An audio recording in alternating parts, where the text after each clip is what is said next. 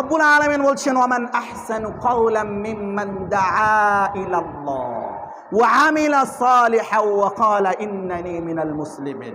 তুমি মানুষকে ডাকো এমন কথার দ্বারা, ওয়ামান আহসানু কাওলাম মিম্মান দাআ ইলাল্লাহ, নরম কণ্ঠে তুমি ওই ব্যক্তির কথার চেয়ে আর কার কথা বেশি উত্তম হতে পারে যে মানুষকে কল্যাণের দিকে আহ্বান করে, ওয়া আমিলা সালিহা, এবং নিজে আমলে সালেহ করে, সৎকর্ম করে, ওয়া ক্বালা ইন্নানি মিনাল মুসলিমিন, এবং বলে আমি মুসলিমদের অন্তর্ভুক্ত। এর পরের আয়াতে কি বলছে জানেন?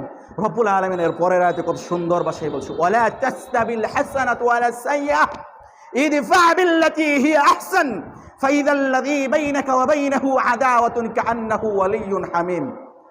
ভালো এবং মন্দ দুইটা সমান জিনিস নয়। একজন মানুষ মন্দ করছে, একজন মানুষ খারাপই করছে, ওকে তুমি ভালো দিয়ে প্রতিহত করো। সুবহানাল্লাহ। রব্বুল আলামিন বলছেন, ওয়ালা তাসতাবিল হাসানাতু ওয়ালা সাইয়্যাহ ইদফা বিল্লাতী হিয়া আহসান। ভালো মন্দ সমান নয়। একজন মানুষ খারাপ করছে, ওকে তুমি ভালো দিয়ে প্রতিহত করো। যদি ভালো দিয়ে প্রতিহত করতে পারো, রব্বুল আলামিন বলছেন দেখবে ও তোমার শত্রু যদি হয়, ও তোমার বন্ধুতে রূপান্তরিত হয়ে যাবে। সুবহানাল্লাহ। এটা আমি কোরআন দিয়ে বলছি, আমার কথা বলছি না। ইদফা বিল্লাতী হিয়া আহসান ফাইযাল্লাযী বাইনাকা ওয়া বাইনাহু আদাওয়াতুন কাআন্নাহু ওয়ালিয়্যুন হামীম ওয়া মা ইউলাক্কাহা ইল্লাল্লাযীনা সাবারু ওয়া মা ইউলাক্কাহা ইল্লা যু হাজ্জিন আযীম। সম্মানিত উপস্থিতি, মুসল্লিয়ানে কিরাম,